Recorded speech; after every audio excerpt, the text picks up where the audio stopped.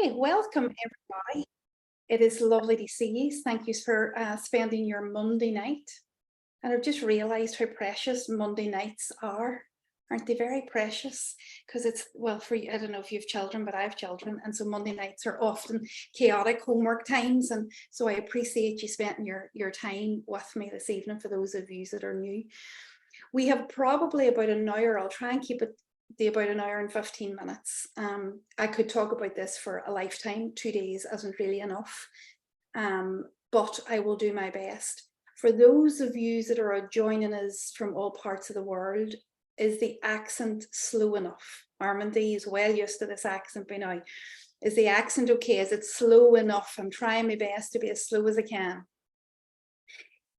When I get really passionate, I get quicker and words start blending together. So if you don't understand me or want me to repeat something, please don't be afraid. I'll be watching the chat. If you want me to say something slower or explain something, then I'll be watching in the chat. And if you have anything that you need, then Leona's here, so she'll be picking up the chat as well. So that is perfect. I am also letting more people in. We've had about 300 people sign up for this class, so I'm also attending to the admin of that. Okay, so for those of you that have never met me before, my name is Shauna Quigley, and I am the founder of a therapeutic model called the Clearing Method. I am not going to waste your time nor energy today getting into the weeds of that. It's much too complex to be able to explain in 2 seconds, but it is that. I am the founder and developer of a model of therapy that we are rolling out across the world. And many of the people that are here tonight, a lot of the people are here tonight, have done that training with me. We have a 3-part training. And the first part of the training is what we call the pre-therapeutic training. And that's what I'm going to share with you tonight. It's this pre-therapy training, or this pre-therapy preparation, which I fundamentally believe is the foundation.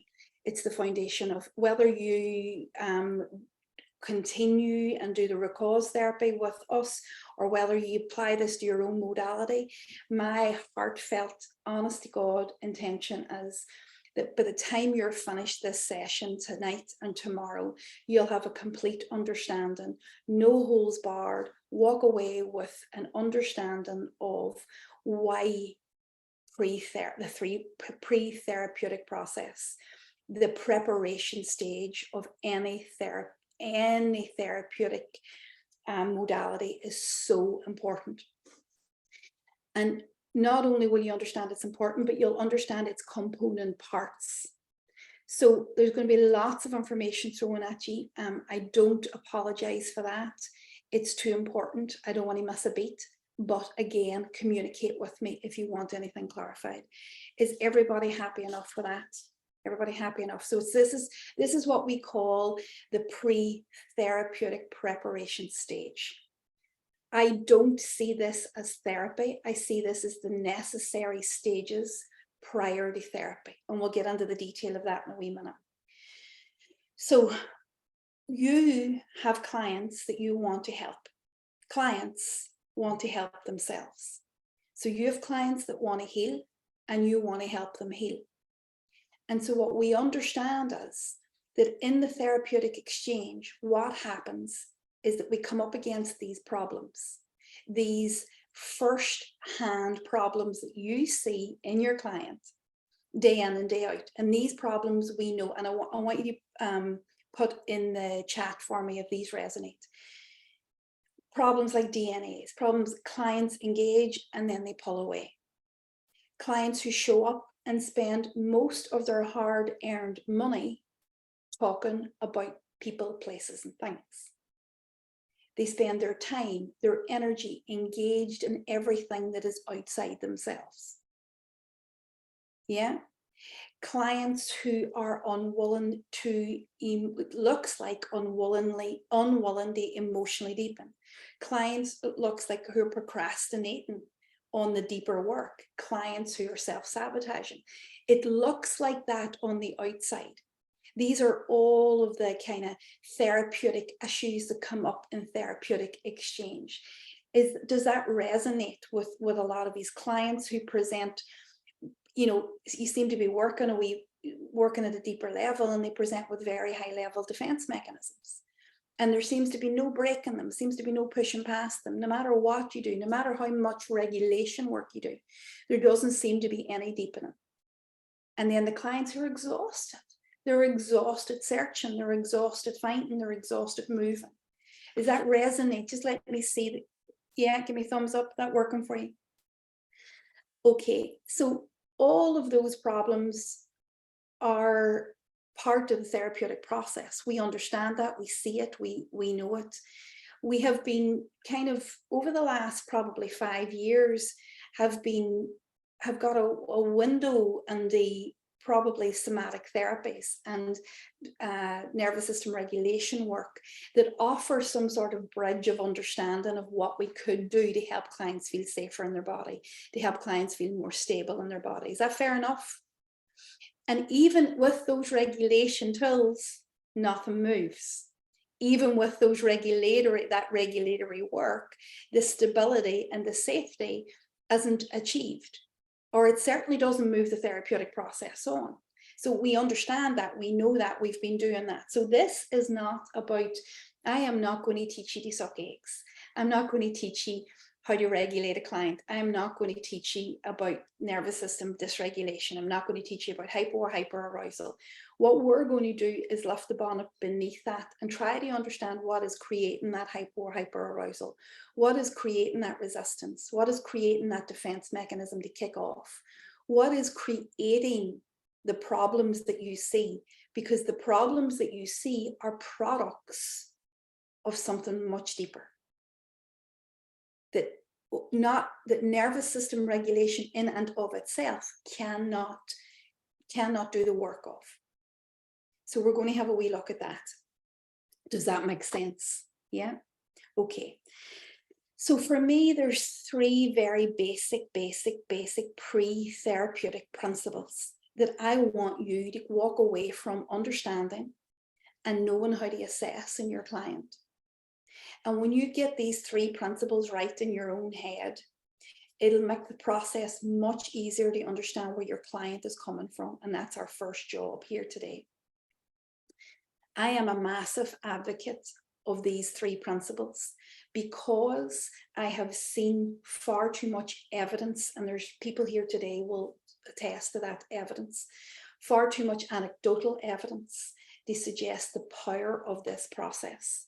There is an entire process that is at play before any client will deepen into their emotional world. And so what we're talking, just to put it in a framework for you, what we're talking about tonight is what we call preparation. The next stage of the healing journey is what we call the find stage. So we prep in order to find, because we have to find what we're healing, but we can't find unless we prep. And then when we find, we can begin healing, but we can't heal unless we find, because we have to find the primary pain. We have to find the root cause. We have to find what it is, but we can't find unless we prep. And then the last stage of the process for us, when I say us, I'm talking about the collect, I'm talking about us as a body of therapists that are now working in this way. And when I say us, I'm talking about the modality. The last principle is becoming, is this kind of post-traumatic growth that comes, this becoming stage. And what we fundamentally know and understand, that none of that process can be achieved without the first preparation stages. I am such an advocate of this preparation stage becoming the thing that every single therapist, no matter what modality, we should have an understanding of this. So that's what we're going to start with. What I'm going to do in order to start, while I grab a breath and grab a cup of tea that my husband just snuck into me. Oh, he's quite good. I am going to open up with an assessment for you guys. I'm going to open up the first principle and build on an assessment. So I want you on the chat for me okay, telling me, giving me feedback for this. And those, everybody all right on Facebook, Leona? Anybody, any questions? No, it's all quiet so far. All good. Okay. So within this preparation stage, there's 3 particular principles. So I've just broke down prep, find, heal, become, and we're working primarily just inside the preparation. Is that all right for everybody? And inside that preparation, there's 3 principles. And I want you to build an assessment for these 3 principles. The first principle is disunity. Disunity, psychosomatic disunity is the first principle. So if you want to jot that down, you can. Now, I have also, I'm going to be screen sharing and showing you graphics, but if you want to have a pen, a bit of paper and write that down, that's brilliant. The first principle is psychosomatic disunity. The second principle is what we call wrapping, emotional wrapping. It's a psychological phenomenon that occurs inside the human condition that is seldomly talked about, seldomly understood, and it's one of the biggest reasons for disunity. So I want you to see how these are all interlinked. And the third principle is self-regulation. My research has shown that if these 3 principles are not understood, assessed, and worked with, it is incredibly difficult to do any meaningful deep work because the client won't have the capacity.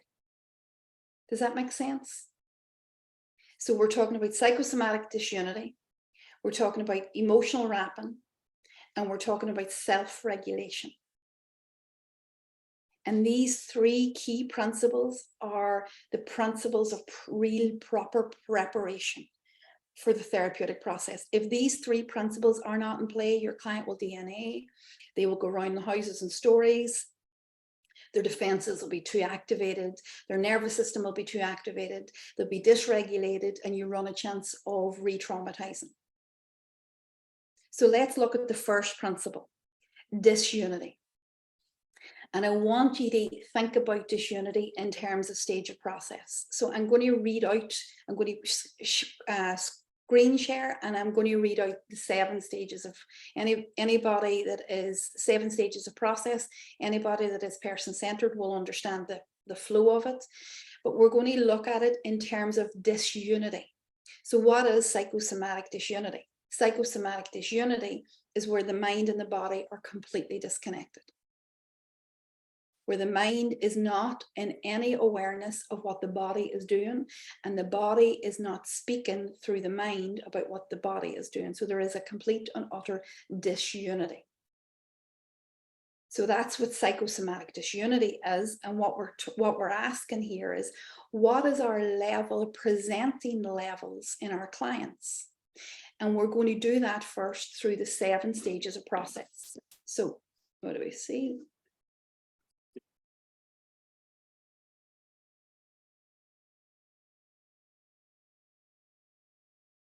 Oh. Let me know when you can see it. Happy enough? See that? Okay, so let's have a wee look here. Okay. I'm not going to read it verbatim, I'm just going to talk you through it. So I want you, if you would, to think about your client base. Think about whether you're private practice, whether you're an agency, it doesn't matter where you are. I want you to think about your client base, and I want you to respond to what I'm asking you. So if your client is stage 1, just type in, if the majority of your clients are stage 1, type in stage 1, the majority stage 2, the majority stage 3. If you find yourself between stages, just put that in the chat. I want you to put it in the chat simply because as a profession, as an industry, we tend to be very kind of insular.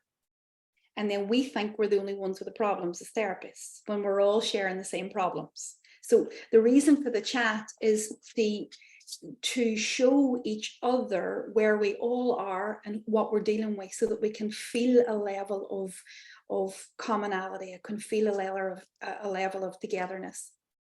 Stage 1 clients are seldomly brought to therapy. They're maybe mandated. Anybody working with mandated clients, anybody working with clients who have to be there, Armandi, I know sometimes you're working with clients, leadership clients who have to be there or they're gone sometimes.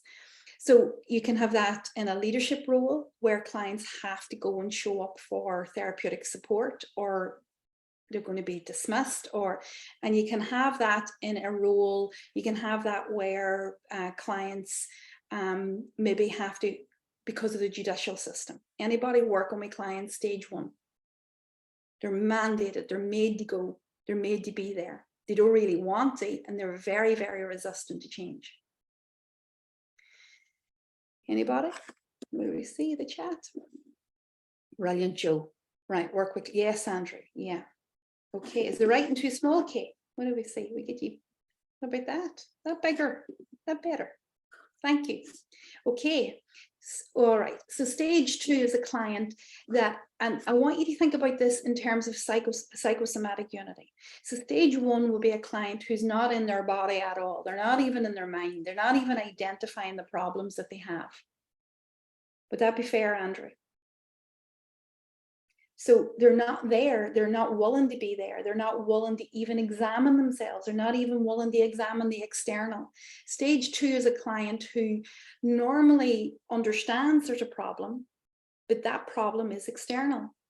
That problem is not them yet. The problem is nothing that they hold inside themselves. The problem isn't emanating from them. It's the stage 2 are less rigid than 1, but talk about people, places, and things constantly. There's nothing that is within that they can have any reference to. Stage 3 is a wee bit more fluidity than stage 2, but still quite rigid, and still can talk about them, can talk about the problem. Yeah. Yes, Joe, it's hard. You spend months completely stuck in one. That is a torturous process because there is just an extreme rigidity and a non-willingness to be. And the other thing, well, let's take out the word willingness and let's put in the word capacity. Doesn't have the capacity, possibly, to be within. So stage 1 and 2 are closely linked, but 2 is a wee bit more fluid. 3 then is a wee bit more fluidity. Still is avoidant of self, understands the problem. Problem is still external, starting to come under some level of awareness that it might be internal. Still might be stuck in the theoretical understanding of it. So what does that mean? The theoretical understanding of something is when a client, and many clients do you have like this, right? Client who is able to theorize a problem, theorize that they may be in a relationship with a narcissist, theorize that they have an attachment issue, theorize trauma, but aren't connected to the emotional material belonging to the theory. Anybody like that? So we've got an understanding of something, yes, we've got an understanding of something, but I'm not theorizing mentally and intellectualize a lot of stuff, which is brilliant. So as we move through the stages, what we're saying is that the client is more aware that the problem is external, less aware that the problem is external, and more aware that the problem may be internal. And the degree in which they understand that the problem is internal is the degree in which they're able to connect to their body. They're able to connect to their wounding. They're able to connect to they're able to embody that they speak about. Yeah. Does that make sense? Yeah. So you work with addiction, which is really low stage of process, and we're going to get into the detail of that now, Andrew, I can see that. So it's really important for the rest of you to understand where what stage of process your client is showing up on. Stage 1 and 2 is very external, very rigid, not able to talk to themselves, about themselves, talking about people, places, and things, moving stories, identifying outside themselves, sourcing outside themselves, resourcing outside themselves. Stage 4 is a wee bit more fluid, coming home to this problem in themselves, but not really identifying it fully, not fully embodying it, not fully working with the material. Stage 5 and 6 is more fluidity internally. Yeah, so 5 and 6 is more fluidity internally. being able to name the feeling inside, being able to have more fluidity with the internal representation of the feeling, less external. And as we go down through those stages, what we see is we see more fluidity and more psychosomatic unity. No, so let me know 1, 2, 3, or 4. Where is the majority of your clients? Andrew, you've already said 1 and 2, very low stage of process. Now, this isn't less than and better than, it just is. It's just a stage of process. It's, you know, at one stage in my life, I was at stage 1. And at different stages of my life, depending on what's going on, I can move up and down those stages because I'm less willing to work with a material than I want to. So there's fluidity in the stages, but your understanding of where your clients are coming from are incredibly important. Brilliant, Rhonda. Fantastic. Stage 4. So your assessment is really important. What is this client coming into me at? Now, anybody that's 5, 6, and 7, what is really important to distinguish here, 4 for you, Armandi, brilliant. What's really important to distinguish is, have you ever had a client who can talk a good talk, but is completely and utterly disembodied, have no unity, can give you all the theory in the world, can read every book there is, and you might assume that they're a higher stage of process, but the reality of the connection to themselves is a very low stage of process. That for us as therapists, yes, Tashina, is one of the biggest difficulties, because we can misread the stage of process. And if we misread the stage of process, what happens is we don't do a good assessment in the stage of process. Brilliant, Siobhan. 2 and 4 presentation, brilliant. We misread the stages of process. What happens is we expect more, and the client expects more from themselves. They expect themselves to be further on in the healing process. That's when the DNA started. That's when the procrastination starts. That's when possibly they start internalizing, they start blaming themselves, all of that stuff. So I want your brilliant, Verity, 2 to 4, brilliant. But even understanding that now, it's so important, because the difference between a 2 and a 4 is humongous in terms of their awareness, their inner world awareness. So the first thing that I want you to do, and everybody that's watching this, I want you to become more aware of the stages of process. I want you to become more aware of your own stage of process, and stage of process in connection with unity. How unified is the client? The client can talk about deep feelings, but they have to embody deep feelings. They have to have that embodied. They have to be able to experience that internally. It's different to talk about a feeling and embody a feeling. They're 2 different functions. They're 2 different processes. To be in experience of the feeling and to be in awareness of the feeling are 2 different things. So hopefully this will help you immediately differentiate between who's in awareness and who's in embodiment, who's in full embodiment. So embodiment levels are really important. Somebody who's stage 67, somebody who has full fluidity of their internal world, will be able to really read the emotional content within their body and not get dysregulated, not come out of it. What's that mean? It means that they're able to be in the heart of the issue. They're able to be in the physicality, the somatics, the colors, the shapes, the sizes, the experience, the full embodied experience of the emotion that they're carrying. And the difference in that, and the difference in the intellectualization of the emotion, I feel shame, because they've read a shame book and they've identified that that's the feeling, and they understand the intellectualization of shame, and they have a lot of theory around shame as opposed to the full embodiment of shame. That is completely 2 different processes. And what happens is, if we mistake one for the other, then that expectation will lie with the client, and we will be trying to deepen with that client, and the client, and here is the word we come back to, the client doesn't have the capacity, because that's what you're assessing. Sometimes we see it as willingness, but I want you to change your vocabulary to capacity. I want you to assess the capacity. And as we move through to tonight and tomorrow, I'm hoping that you will be able to understand capacity at a great level. How does that feel to you? How does that first tiny wee window? And yeah, that's right. That's exactly right, Joe. Easily identify triggers, easily identify the material from the trigger, easily. So we're talking about an embodied process. That's exactly right. And also what we're also saying is that somebody at 7 isn't stuck at 7. There's fluidity. If you're at 7 and you're and you're having and you're overloaded with stuff from family life, and you have a parent who's dying, or you have, God forbid, or you have family stuff going on, or you have financial difficulty, whatever, you have less capacity to be with the deeper, darker traumas at 7, and you might regress back up to 5 in order to hunker down, because we are fluid human beings.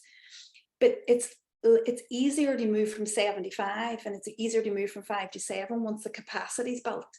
But you can't expect somebody to work from 1 to 7, because there's a capacity issue there. There's an actual practical issue. There's a lot of practical things that are happening, physiological stuff that has happened, and it's not just nervous system regulation. So let's look at the first. I'm glad that makes sense, Joe. And if anybody else has any questions or clarifying questions, let us know. So within this stages of process, within this disunity, we've introduced a way of assessing disunity. We've introduced a way of for you to sit back and ask yourself the question, what stage of process is this client? Can I differentiate between an intellectual client and an embodied client? Can I see that differentiation? Can I understand where this client is in and of them, in their own word? Then the second thing that I want you to do, which is still part of the disunity piece, the second part that I want you to do is I want you to assess their levels of introspection. So let's look at what introspection means. Introspection is a facet of psychosomatic unity. Psycho, mind, somatic, body, unity. And introspection is an incredibly important piece. It's a capacity piece. It's a skill. Introspection is a skill. We give our children, when we co-regulate them, that skill. That skill, the name that is within. Any of you looking after small children or have small children in your vicinity? When we give them the vocabulary, when we co-regulate them, they've so much fluidity, they've so much introspection, they can tell you lots of things that's going on if we can facilitate it. Now, they can't tell it to you on their own, and as they get older, they grow with that capacity. Yeah. Your 4-year-old granddaughter, Joe, gorgeous. Yes. And you're, oh, beautiful, gorgeous. So introspection is our capacity to understand what is happening. So I'm going to pull up another document, and I want you to ask yourself, what levels of introspection does your client have? Yeah. So what do we see? Is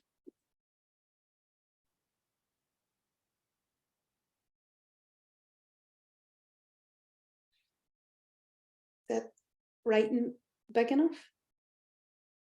We all right? We see it all right? Thumbs up? Okay, so facets of introspection. Can your client bring their attention to their body? Can they consciously detect the presence of an emotion, a somatic sensation? Can they detect a sensation. I'm going to use the word sensation because the sensation encompasses emotion, it encompasses pain, it encompasses somatics, it encompasses understanding hormonal differentiations. So can they detect sensation in the body? Can they give conscious report to the intensity of that is in their body? Can they discriminate? Can they localize where this is in their body? Can they pay attention and monitor the sensation as they bring attention to it? And can they self-report? Can they report via the movement in their body? Can they report through their verbal interpretations of what's happening in their body? Let me know in the chat. So I'm going to ask it again. Yeah, it's just a yes or no. It's some or all or most or many or not at all. Or can they bring their awareness, their attention to a sensation in the body? Can they detect the presence of a sensation? Can they detect the intensity of that presence? Can they discriminate? Can they localize? Can they monitor it as it moves? And can they report it as it is? Now, what are we thinking? Some of them, all of them? Do we know? Do you know if they even can? Here's a better question. Can you? Can you, as the therapist, do all of that? Most find it difficult, Angela. Absolutely. Absolutely. Yeah, absolutely. It's amazing. And some can bring attention, but not, some can know that there's something going on, but not be able to detect it, not be able to give the magnitude of it. Some can discriminate one from another. We have a term inside the modality called a somatic crossover. And the absolute havoc somatic crossovers create. So somatic crossover would be where a client's experience of anxiety might be a tight throat. Does that make sense? And they would then pick up a tight throat that is actually part of a physical illness, rather than the tight throat that comes from anxiety. And that would absolutely trigger an entire panic attack, because there's this somatic crossover. There's no attention, there's no detection, there's no discrimination, because they don't have the capacity. No, they don't understand their own emotions. Never. So what we're doing inside this is we're distinguishing between emotions and sensations and somatics, and for women, hormones feel different. They feel different in the body, the emotion. And if we've got good levels of introspection, we can differentiate one from the other. We can discriminate, which is so amazing in terms of your ability to self-manage, your ability to understand, your ability to report, your ability. And we're asking, or absence. We are asking people, what do we say? I'm just going to mute. We are asking people to deepen into their inner worlds. And a lot of these people do not have the capacity. That capacity has left them very early on in their life. And not only has that capacity left them, but that capacity was never built. That capacity was never, that skill was never built. Like, we wouldn't go on the gym and lift 20k a weight. But yet for some of us, we're asking clients to come in and deepen when the capacity is simply not there. So as you think about that, what's coming up for you? I'm just going to read the chat while you are thinking about that. Armandi, for myself, I have to be very intentional to do these. My clients can get their help and awareness step by step. Absolutely. And for a lot, and I love that, Armandi, because for a lot of us, this is why it's pre-therapeutic work. We understand the context of pre-therapeutic work now, because for a lot of us, you're as the therapist, you're the first person who has ever slowed this down long enough to build this capacity in the client. You're the first person, growing relational person, that that is trying to facilitate this new learning in the client and this awareness, that possibly up until now that they've never had another person to co-regulate them in a way that builds these facets of introspection. And so if a client's not coming with these facets, so we can't skip that process, no matter how much we want to. No matter how much we want to find, no matter how much we want to get your root cause, these parts of the process cannot be skipped. Okay, so I'm just going to try and read a lot. Yeah. Yes, Andrew, emotional 12-year-olds with no capacity. Absolutely. So, Chin, I'm not saying we educate clients at all. I'm saying this is an assessment. So what we're not doing is, I'm not a big advocate of psychoeducation. I am an advocate of relationship, and I'm an advocate of building awareness so that the client is in sovereignty and agency in themselves. So I don't believe in throwing information at a client and hoping that they move through the stages of awareness. That's not how it works. I'm an advocate of experiential learning. So when we talk about the capacity, we're talking about just for us as therapists, being aware of the capacity that they bring, being aware prior to any intervention, prior to just an assessment of what we're working with, and then having a plan. Because if we have to do some capacity work, then we have to be upfront with clients about the work that needs done.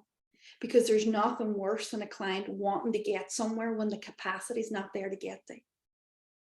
It's not fair on you, and it's not fair on them. It's just not fair. Does that make sense? So introspection becomes an incredibly important assessment. The second part of introspection, and I like to see these two people together. I call them people. They're not people. I like to see these two skills come together, right? And the second piece is metacognition.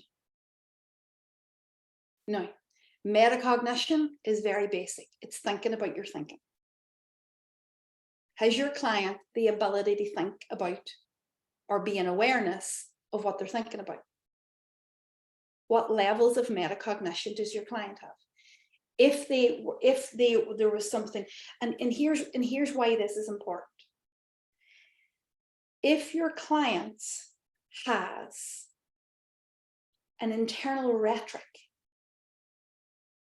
if your client has internalized a lack of co-regulation, if your client has a core wound that needs healed, and that wound speaks through the mind, because it does, because that's how this stuff speaks to us. That's how it's how it produces itself. It's the products that it produces. Can your clients capture that, articulate it, and report it? Can they? It's a yes or a no, good or bad, up or down. Has your client the capacity to think about what they're thinking about, to be in awareness? And we're not getting all spiritual here. This isn't, and if any of you have read my story and understand my background, then you'll know that I have a very, very, very long history with the Witness consciousness, which is what brought me to all of this work. So you'll have probably seen it on a TED Talk, or you'll have seen it somewhere. And that's not what I'm talking about. I'm not talking about that super kind of self-reporting.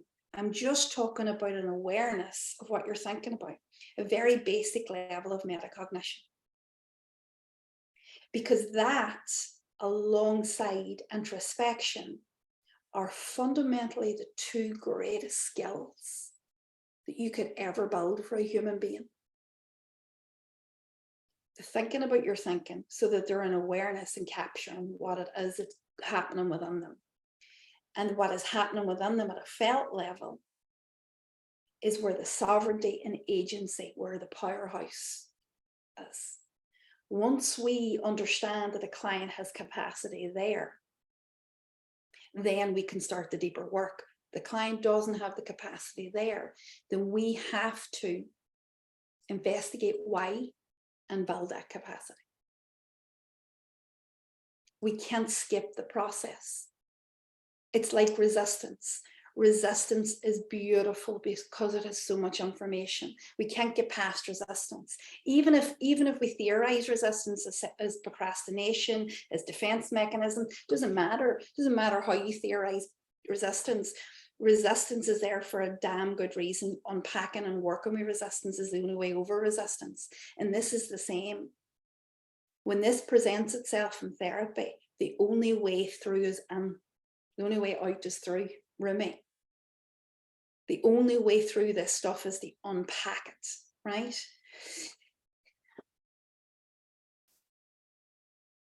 So I love that question. Is it back to building capacity, which means educating clients to increase self-awareness? So we're going to educate in relationship rather than educate to. Nobody, I'm not an advocate of throwing stuff at people. You're going to educate experientially. What does that mean? It means that you get the client to assess their own introspection, they assess their own metacognition, they report at the levels that they're at. Now, before we go any further than that, I do want to bring your attention to something. Why would we have low levels of disunity? Why would we have low levels of metacognition? Why does that happen? What's the source of that? And what we understand as what we know from all of the research, what we know from the data and the research, is that at some point in our lives, and I say our lives, my life, your life, because it's very easy to come to this as a therapist and then to leave ourselves out. We are the client. We are the therapist. We have that dual role. We are human of the human condition. So when we fundamentally understand our wounding, we understand the necessity to break away from that wounding. We understand the necessity to be out of the body because it's not safe to be in the body. We understand the necessity to be out of the mind because it's too unsafe to be thinking about the thoughts that are coming from the body. So we understand the necessity to intellectualize. We understand the necessity. We understand that all of that. So it becomes really easy, if you like, to be out of the body. It's easier, safer. And it's safer because of the wounding, but not just because of the wounding. And this is what leads the first principle directly into the second principle. Do you remember I said there was 3 fundamental principles? I said there was disunity, there was wrapping, and there was self-regulation. Well, this is where all of these principles, psychosomatic unity, the metacognition, and the introspection, these 3 principles can happen because of emotional wrapping.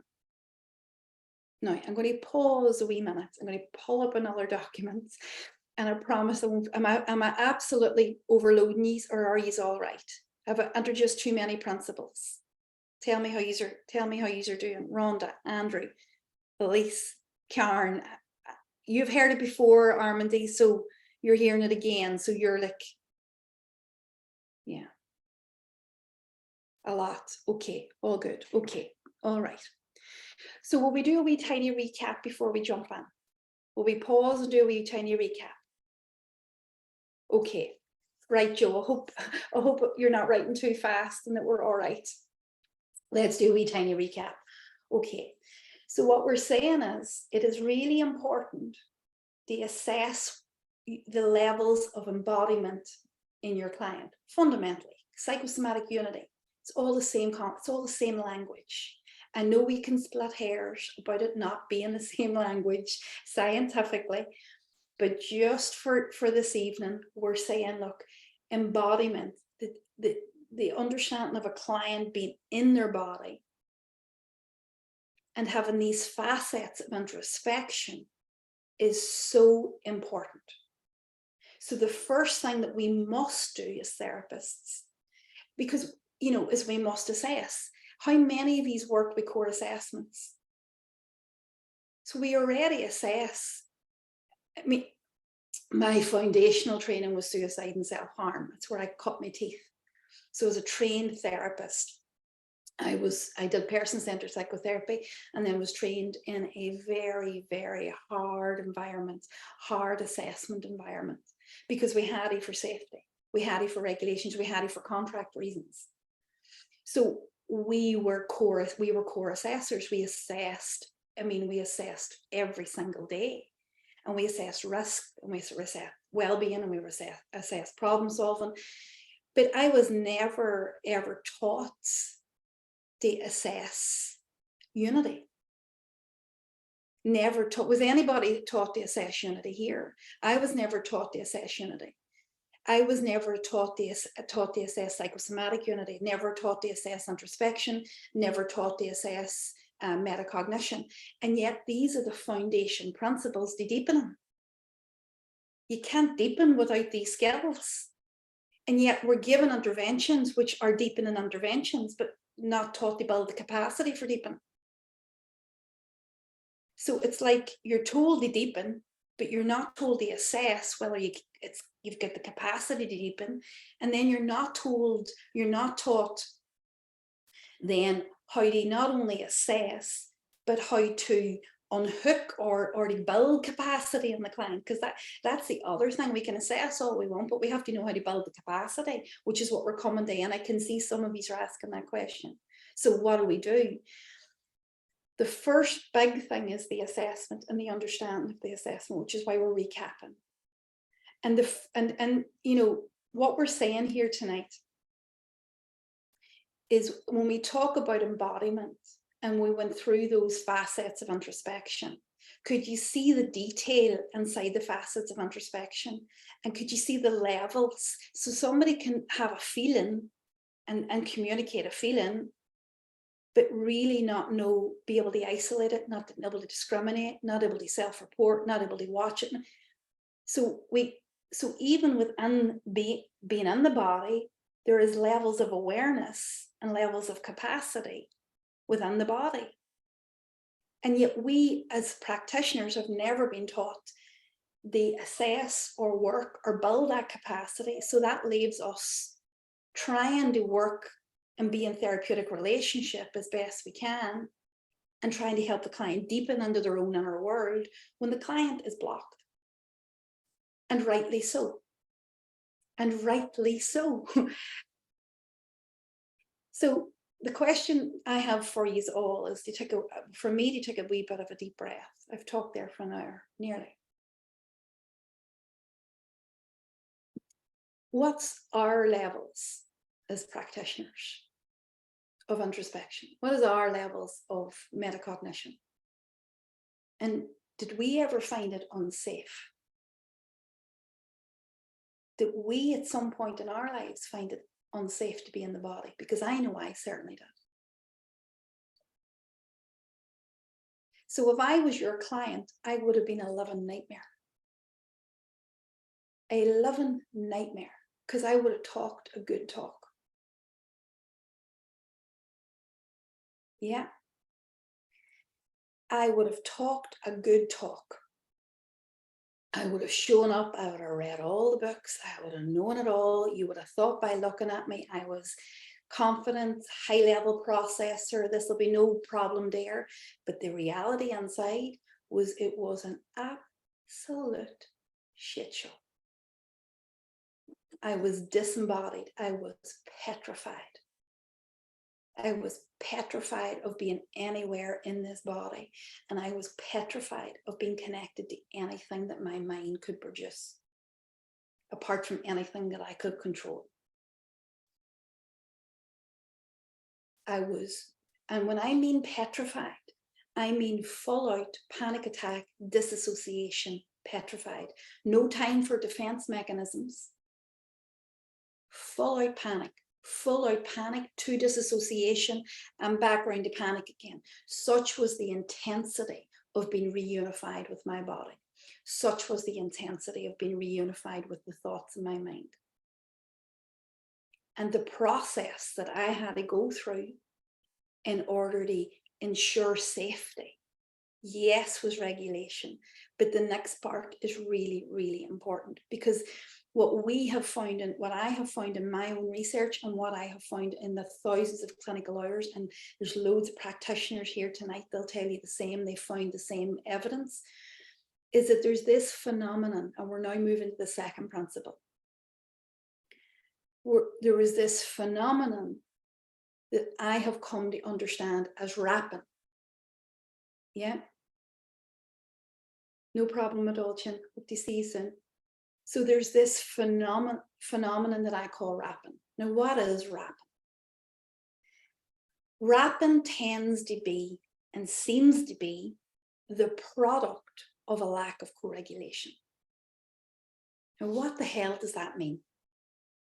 Okay, so let me explain what rapping looks like and means, and then it might help us understand why there's no capacity.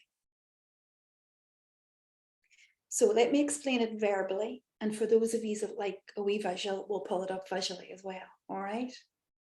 So verbally, rapping is a product of a lack of co-regulation.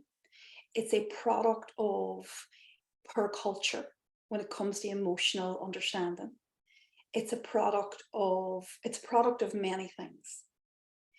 But it's fundamentally how you feel about your feelings, how you feel about your inner world, what you believe your inner world will do to you, and what you believe other people believe about you in relation to your inner world.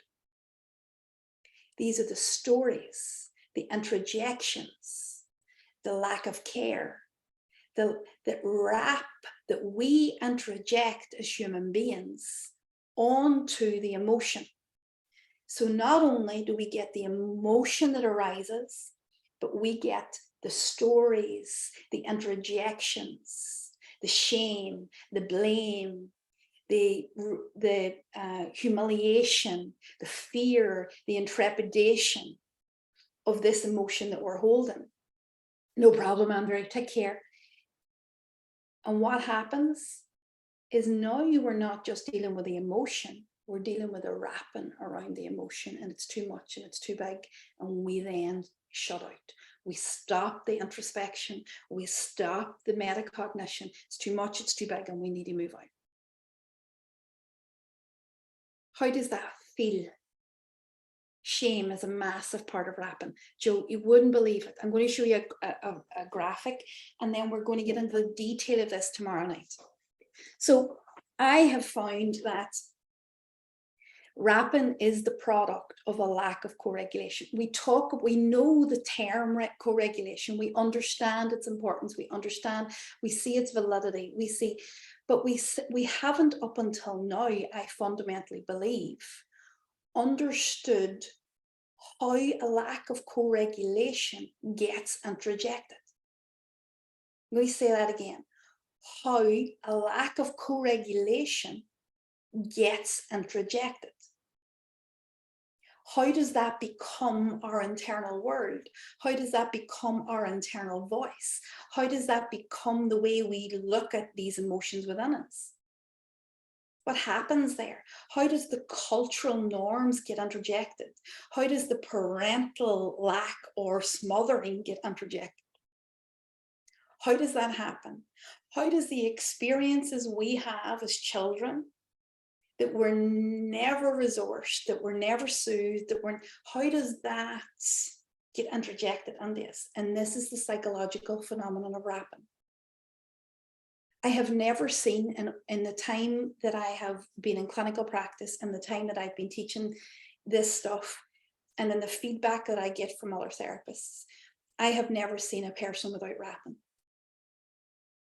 No matter what type of home they've come from, no matter what type of environment they've come from, we all have some level of rapping around our emotional world. I have seen rapping be the cause of most people's lack of introspection. I have seen rapping be the cause of people's lack of metacognition, lack of psychosomatic unity. I have seen rapping be the cause because it's not spotted, because it's not trained, because nobody can see it. It's so hard to miss because you have to have a trained ear for it, because it's feelings about feelings, and people see those feelings about feelings as the core issue when it's not. And I'll show you now what I mean. Is it the core condition? It's our core condition. Is that the case? Explain that to me, Angela. Stick it in the chat and we'll have a wee look. And while you're doing that, I'll look for the graphic and we'll have a visual representation.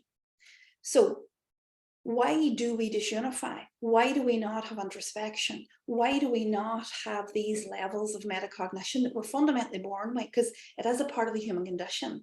We're born with a capacity for it. And every one of us, now there's a note to that.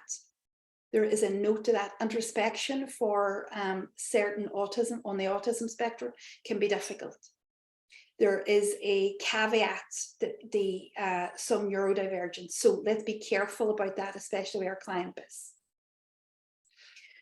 But we are all born with a capacity for levels of introspection. We're all born with a capacity for good metacognition, and it's absolutely stifled in most of us that don't have dual diagnosis, that don't have differences in our, what's the word? I lost the word, whatever the word is. So that's really important, that what we're trying to do is we're not trying to rebuild something that's not there. We're just reconnecting our clients to the basic levels that they have the capacity for. That's what I was trying to say. So let me find this now.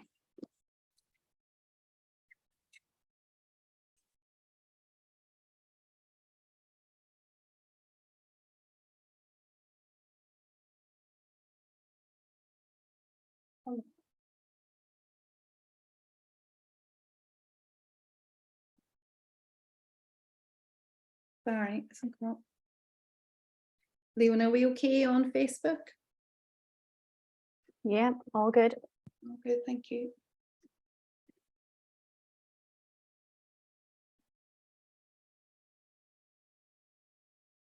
No, I can't see it here now. What's happening? Oh, here we have it.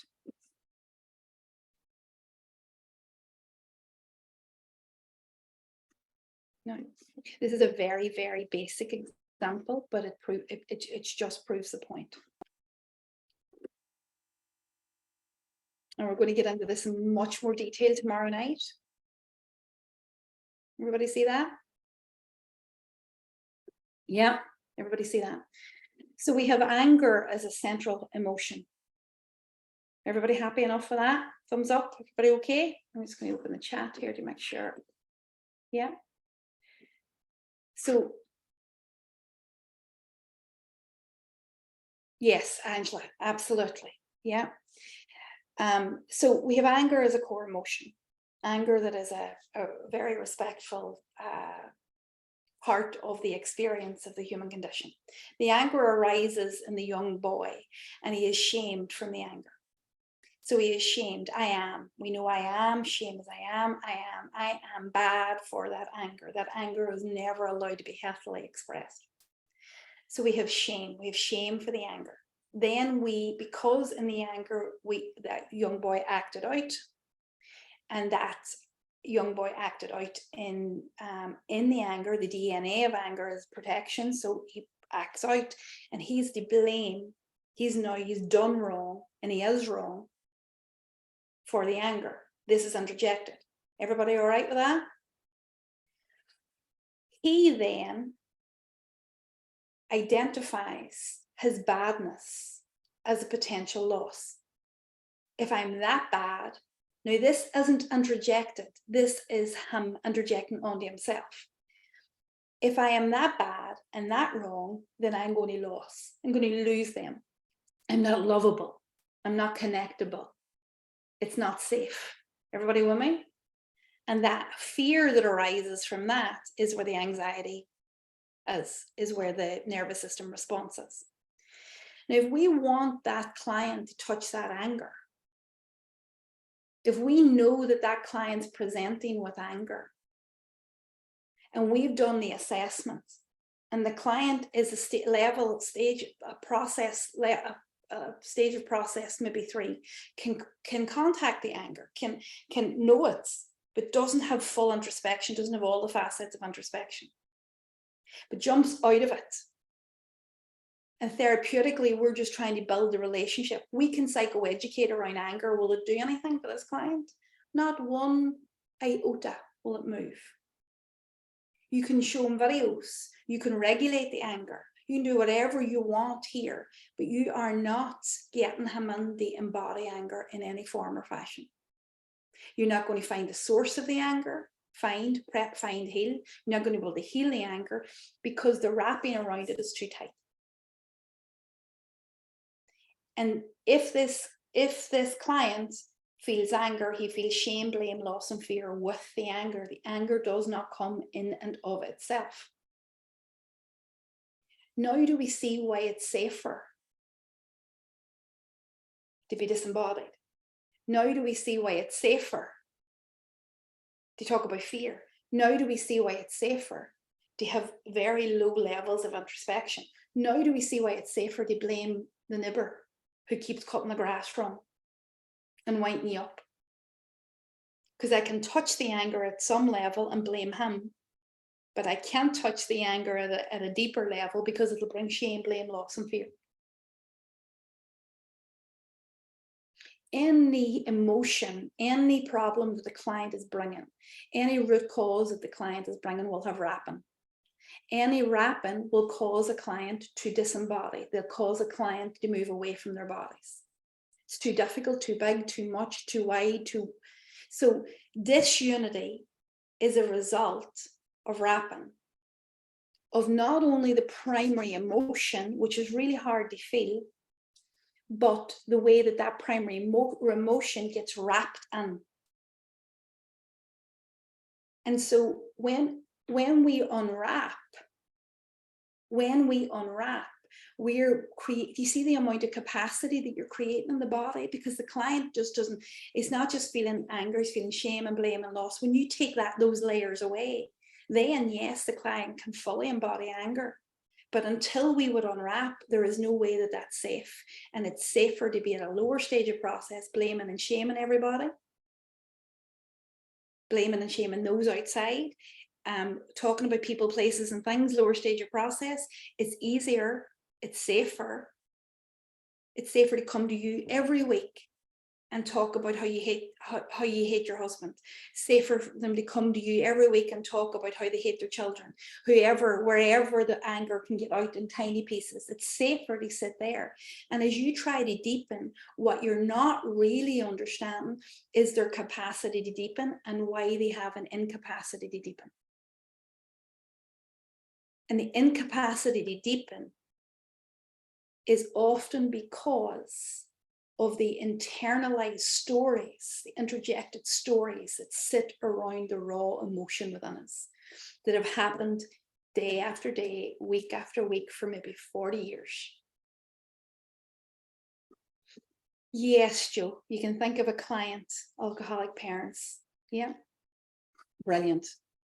So I'm only sharing wrapping as an opening to tomorrow night. We're going to get into the detail of wrapping, right?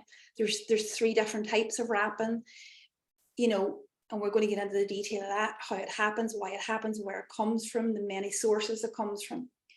But now we get a quick glimpse of why disunity, it might be somebody's best friend. But think about that for a minute. A quick glimpse into why disunity, lack of introspection, and lack of metacognition might be somebody's resource. Think about the wealth of information that's out there. You only have to flick through Facebook or flick through Instagram, and what do you see? Embodiment, embodiment, embodiment, embodiment, embodiment. Be in the body, be in the body, be in the body. The source of it, it's all about the body. Everything that has happened within. And then if you go to try practically to get within, you're either pushing people too far and possibly re-traumatizing, or it's a fortress. So the idea of embodiment without understanding this stuff, it appalls me. It literally appalls me, because I think if we understand the human condition, we can talk about embodiment all we want, but we have to talk about creating preparation for embodiment to take place. We have to talk about the safety of embodiment. And this isn't just nervous system regulation. This is understanding how this stuff happens. I've seen it too many times. I've seen it in thousands of hours of clinical practice. I've seen it anecdotally far too many times. Do not know the value of it. That's why I'm a big advocate. That's why we train it. That's why we teach it. That's why we do these workshops. We do these workshops for two things. They teach it and they train it. Some of you will come on board for the teaching of it, which is, or the training of it, and some of you will do this 2 days. Either way, you'll have an opening and the understanding the client. So let me give you, I'm going to just give you a small breakdown of a client story. I'll give you a client case study. So client is a 24-year-old female, has spent 10 years completely disembodied, not available to anything bar good feeling. Had rode the pseudo-positivity bypassing trail like you've never seen anybody do. Could wrote a book on bypassing. Didn't know they were bypassing. We're just really living this tight kind of, the only thing I can tolerate in my body is happiness. Can't tolerate anything else. Just good times, good times, good times. Anybody know a client like that? So the presentation was anxiety. So there was wild anxiety, but an unwillingness to deepen in the anxiety. An unwillingness could experience anxiety, but could only really talk and try to get back to the resourcing of happy times and when this is going to be over and then I'm going to get cured. Only could really have the capacity for the possibility of curing this anxiety. Is everybody with me? So that was the presentation. Levels of disunity were quite high. Levels of introspection, very low. Levels of metacognition, incredibly low. And this client was petrified, absolutely petrified. In the end, what they were petrified at the level that they were presenting at is they were petrified of the emotion in their body. And the emotion in their body was a nothingness. A complete and utter nothingness, a dark, black hole, an abyss. And they were so afraid of that abyss. They were afraid that it was a source of madness. You see in the wrapping here, you see in the central feeling, you see in the wrapping, you see in the reason for disembodiment. That client was so afraid of that nothingness because they believed that the nothingness would become them. They would become it would become them. They were afraid that the nothingness was a sign of madness because culturally they had grown up in an environment where everything was pathologized. And everybody had a pathology and everybody was medicated and everybody had a disease and everybody had a diagnosis. So this had to be something that they had. This had to be an illness, this had to be BPD, this had to be bipolar. This nothingness wasn't normal, wasn't natural, they had no regulation. And so they're wrapping around it. So when they tried to explain what they were anxious of, every time the anxiety will be talked about, we'd have to talk about the nothingness, but there was too much wrapping. Client couldn't tolerate until the wrapping was removed, until the understanding of pathology, until the understanding of madness was removed. Then and only then had that client the capacity to work in the nothingness, which was the central issue. Only then could the client slowly and surely bring themselves to more levels of awareness within them. As each layer of wrapping went, there was more capacity to be within. There was more capacity to be. But it was the wrapping that did the job. It was the psychoeducation in part. It was the communication with the client or with the therapist, because the therapist could see the wrapping.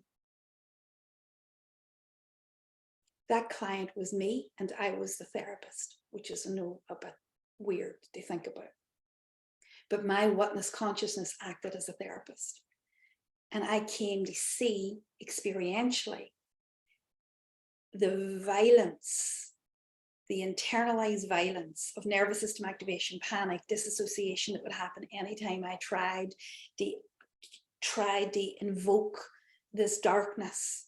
It was too big and too much. But once I started to strip away that wrapping, the toleration got wider, my capacity got wider, my window of tolerance got wider, but the wrapping was the key. And from that work, I experientially began to build levels of introspection, began to build levels of metacognition, began to build the capacity within me to be within myself. I have watched that play out thousands of times at this stage, play out in clients and play out in therapists who are working with clients. And it's like that, you have to get that stage before you can find, and then you can find all you want. Finding is easy. So hopefully that wee tiny story helped contextualize. If anybody has any questions, stick them in the chat. Yeah, I know, Angela. A deeper understanding of why people have anger and illness. Absolutely. And here's another thing, and we talk about this. Armandy's training at the minute with me, and we were talking about this the other day. Siobhan's here as well. So we were talking about, for some people, this tension, this incapacity can come out physically. And sometimes it comes out, and it's what you're saying, Angela, sometimes it comes out more, it never came out in me physically. But for some people I have seen and I have worked with, it literally comes out physiologically. Like I was working with a girl this morning who's going to our retreat. And she was saying that, you know the terminology, my legs left me. Her legs left her for about 5 months because of the build-up of emotion in her. And so some of our clients will experience it quite physically. And a lot of our clients might experience it mentally, and clients will experience it somatically, but it has to find a way to come out. Not everybody it'll come out, and we'll talk to more of the guys tomorrow and get their anecdotes and get their case studies and maybe their own stuff tomorrow night. No, Joe, the book is on its way. I know, sweet Lord, well, someday. Okay, yes, you can get copies of graphics, no problem. Okay, so tomorrow night, what we're going to do is we're going to look at wrapping in detail, and then we're going to look at the third principle in detail, because the third principle is regulation. And what happens whenever that self-regulation is not there, and how that gets attached, and how disembodiment is the only thing that is possible for the client. So whilst we started with disunity is a product. Is everybody following this? I'm just going to leave you with this. Disunity, lack of introspection, lack of metacognition is a product of wrapping and lack of self-regulation. It's a product of, and unless you understand what it's a product of, you can't build capacity. Because you're building capacity to feel more wrapping. That doesn't make sense. Does that make sense to you guys? Does it make sense? Really important. Brilliant. Okay. How he's feeling? Was that a wee bit like a baptism of fire? He's going home to drink wine? Rhonda's laughing. She's saying, I'm going home to drink. I'm going for the gin. Never mind the wine. I might go for the gin myself. Good, Joe. I'm delighted. All right. Perfect. Good. I know it's a lot. I know I can be quite quick and fast. But hopefully it sets the foundations for what we're about to do. Do you see when at the beginning of this, when I said I could spend a week, and literally I could spend 9 days, we could unpack this at so many levels. But I know that your time's precious. I know that you don't know me from Adam, and that you just showed up here the night. So what I, to give 2 days to me is incredible. I think, not knowing me, not understanding. So I'm just trying to give you as much as I can in the short time that I think that you've got for me. And then sure, if you want to do the training when we're ready, she can come and do the training and get into more detail. But for now, hopefully that was enough to keep you interested for tomorrow. Thea, the training, as we'll talk about the training tomorrow night. Thank you, Siobhan. The depth of the work. Siobhan, maybe we might hear from you tomorrow. Brilliant. Okay, so anybody else, any other questions? I said, anybody else, any questions? Thea asked a question and now I won't respond to your question. Sorry, Thea. I promise you, I'll get into the details of that tomorrow night. Right. Brilliant, Donna. All right. Brilliant, Karen. Okay. Verity, it's lovely to have you. Brilliant, Elise. Elsie. Okay, brilliant. Okay. Good, Sophie. I'm delighted. I really am genuinely delighted. And do you know what I would love? I would love to start tomorrow night with seeing if it made any difference to any clients you have tomorrow. You're just awareness already. Just even the concepts already will bring awareness. Would you see the difference? Would you see the way you're looking at your clients tomorrow? It'll be different, which is all this is about. Brilliant. Okay, my loves, I will see you tomorrow night, same time, and give yourselves a wee bit longer tomorrow night.